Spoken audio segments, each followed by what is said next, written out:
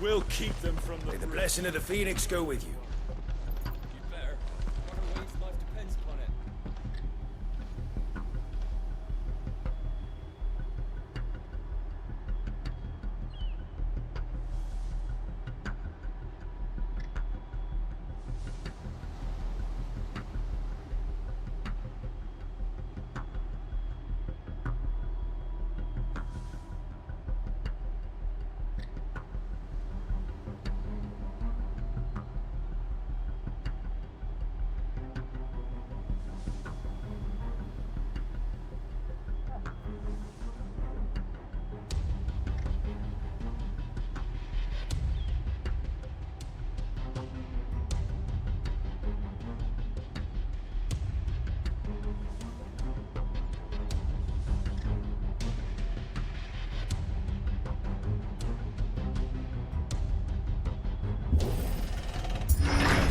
How long have you been pursuing the Black Shields?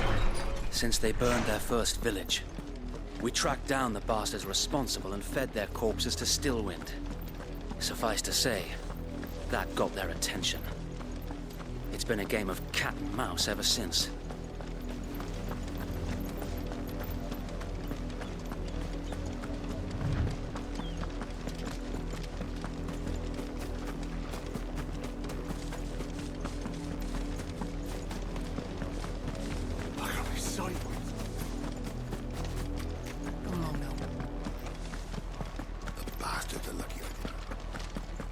There they are. On your command, my lord.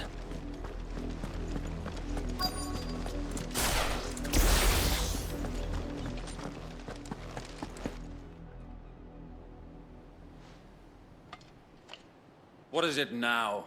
I told you! We bear a message for the Vicereine. From the Guardians of the Flame. Ha! You presume to tell us that a pair of filthy vagabonds, a woman and a dog, could guard aught against the might of the Black Shields? Then come! Die along with your flame! For Azaria! For Azaria! Your petty revolution ends here. On these our swords we swear.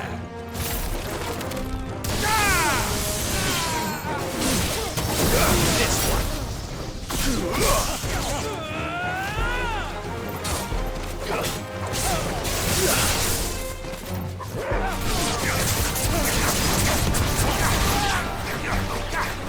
Over here!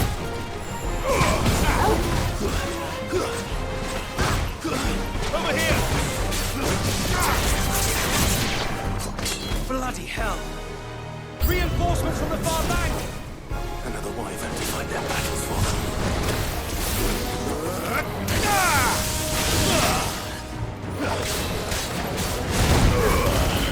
All yours, Torgal!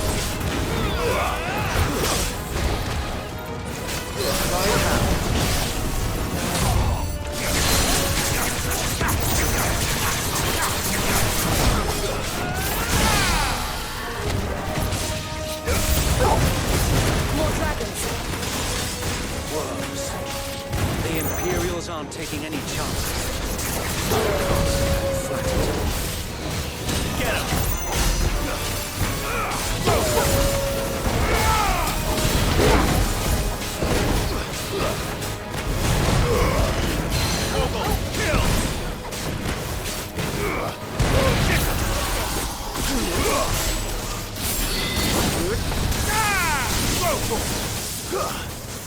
This one.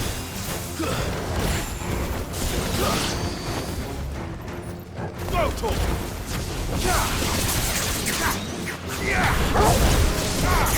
This one.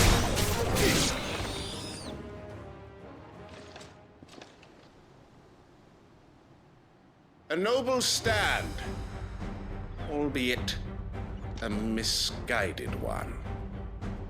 In taking it, you have but proven our point. That this land is in dire need of cleansing.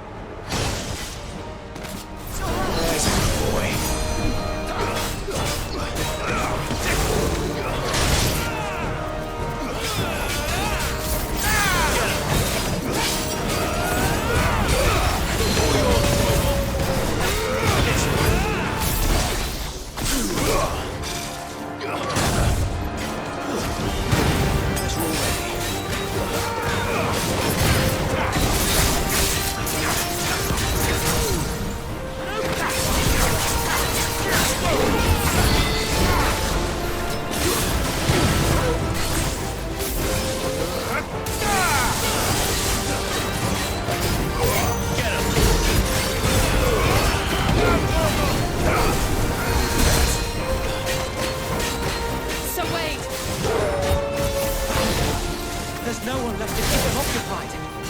We need to finish this. You mean finish him?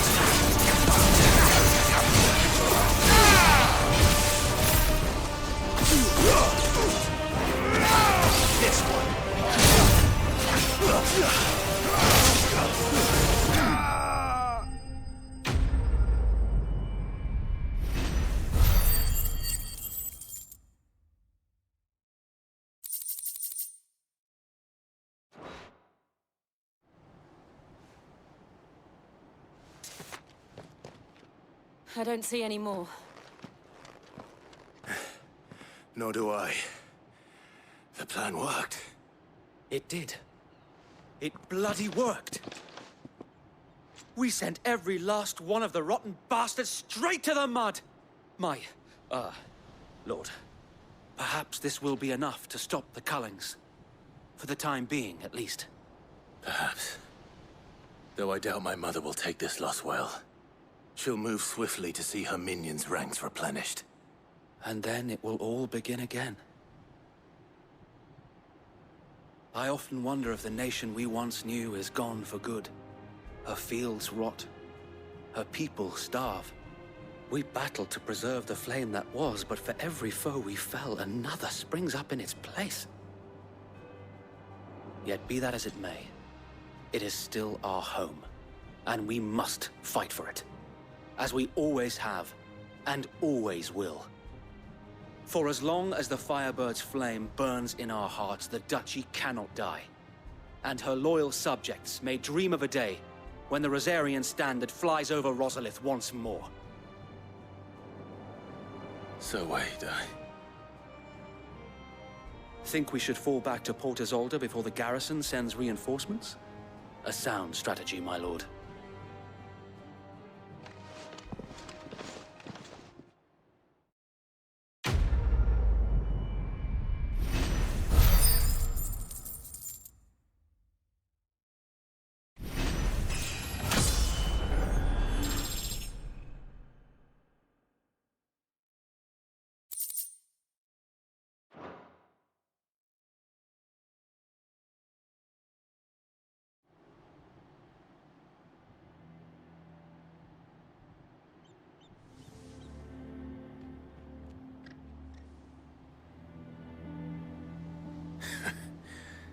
And how long has my uncle been funding you and your comrades' endeavors? Since the beginning. Lord Byron was the first person I turned to after forming the Guardians. And had I known of this tunnel back then, I wouldn't almost have been hanged by the city guard for trying to sneak over the wall. I suppose a formal request for an audience would have appeared suspicious. And appearances must be maintained. Were the Vice-Regency to catch wind of Lord Byron's involvement in our movement, they'd seize his estate and send him to the gallows, where he would be of no use to anyone. And so, though it sickens him to the soul, he plays the part of the loyal lord, knowing that one wrong move might prove his downfall. It is why he remains ever vigilant. Don't be surprised if he refuses you an audience, especially since you're famously dead. Then I will have to think of a way to prove that I am neither wraith nor wrongdoer. I might have something which could help with the latter. It's the Mark of the Guardians. Display it, and those who love Rosaria will know where your loyalties lie.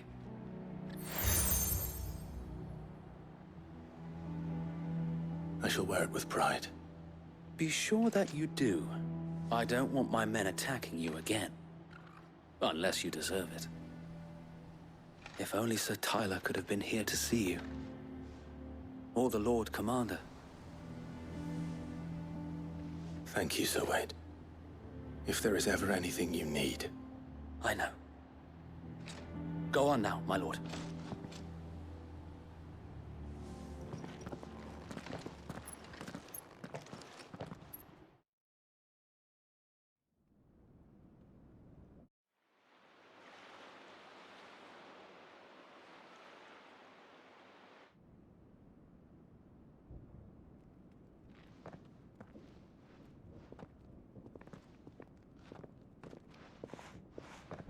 How accommodating.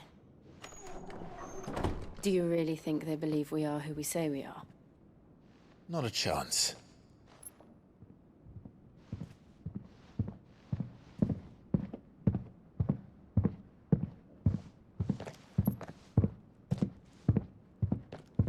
Right, I guess. My uncle believes we're imposters here to rob him. And means to string us up himself.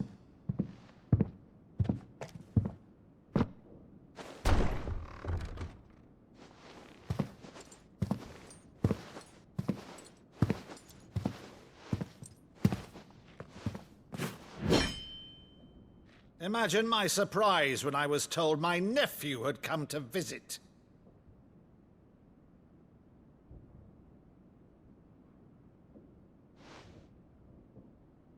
Clive Rosfield died long ago. And for uttering his name here, you shall pay with your tongue!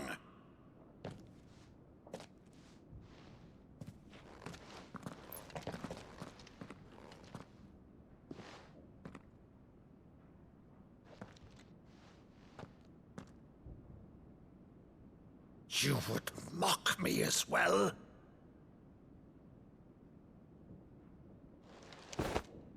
It is I, Sir Crandall of Camelot, loyal servant to Her Serene Holiness, Saint Sybil the Unshod. Meadow, thou vile sorcerer, for thy crimes against church and crown, I shall have thy head.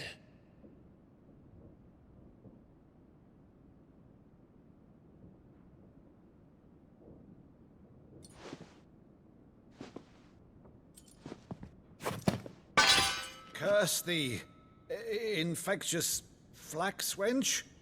Even in death, must thou plague me still? Very well. I shall open the gates of hell, that thou might see thy charge once more.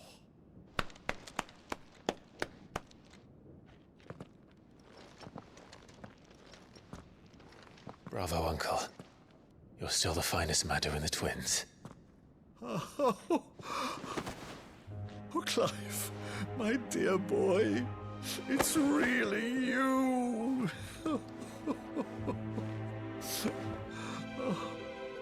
You always were fond of that scene from The Saint in the Sanctuary.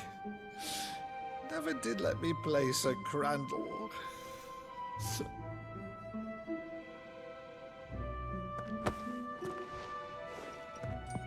I have a favor to ask, Uncle Byron. Rutherford, inform the kitchens. There'll be guests. We dine immediately. But, Uncle... You can't very well regale me with the tale of your miraculous preservation on an empty stomach. Go on, sit.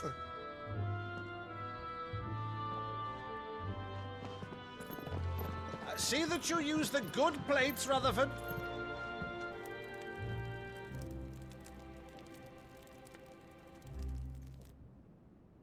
So you arrived late to one of her cullings, did you?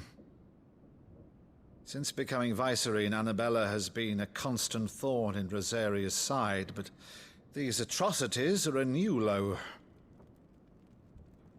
Something has changed. Quite what, I don't know, but the woman we knew is gone, and a monster sits in her place. A monster. For better or worse, I've been charged with governing this town, and thus must maintain the illusion of obedience.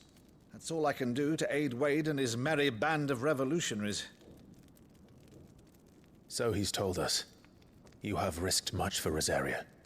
Our nation will be forever in your debt.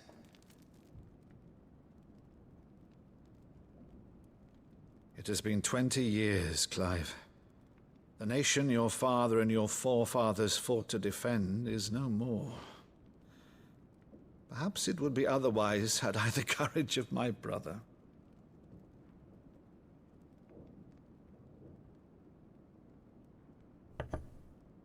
All right, if it's a ship you require, a ship you shall have. I've a galley in port, but recently relieved of her cargo. She can be outfitted for the voyage in a matter of weeks. So you believe us then? About everything? Believe you? Ha! Only a fool would believe even half of the things you claim. But until tonight, only a fool would have believed my nephew still lived. And besides, I have it on good authority that Clive is telling the truth. Whose authority? Your own, of course. You've always been a terrible liar. Is that true? It's not untrue. Let's say no more about it, eh? It wouldn't do to linger on my nephew's greatest failing.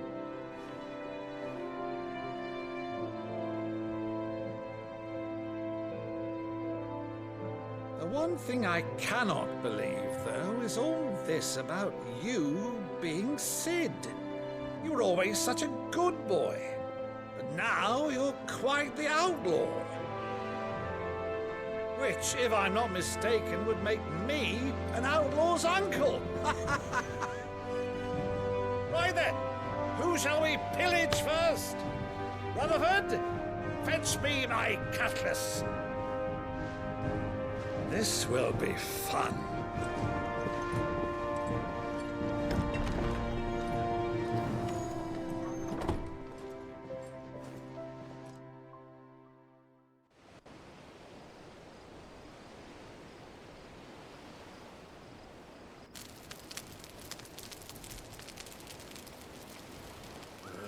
Over there. Go on. She's a fine ship, isn't she? Once outfitted, she'll bear us across the boiling sea to Drustinus in the space of 3 days.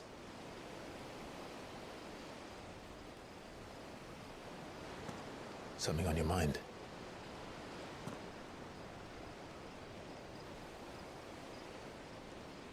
Monsters. When I served the Iron Kingdom,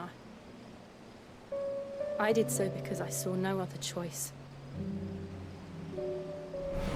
Because once they learned that the lash would not move me, they turned it on those who could.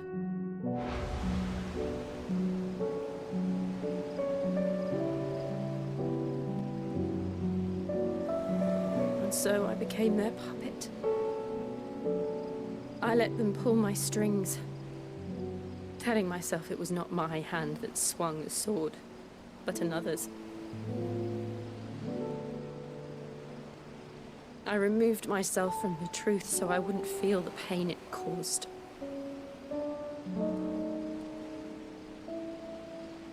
And before I knew it, I no longer felt anything. Anything at all.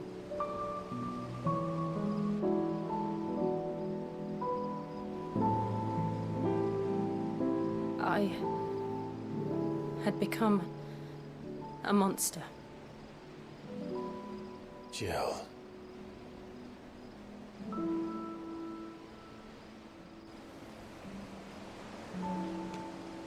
I don't want to be a monster, Clive. Do you understand? I want to choose a different path, a better path. To live on my own terms. But before I can do that, I need to come to terms with my past.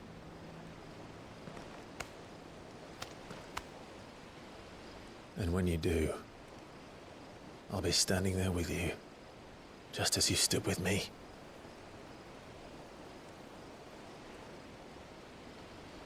Thank you, Clive.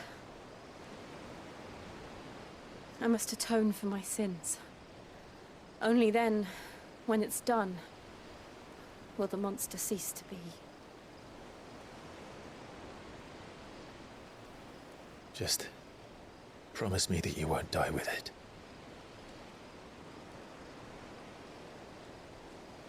Now, let's get some sleep. The journey back to Benamir is long, and there is much to tell the others.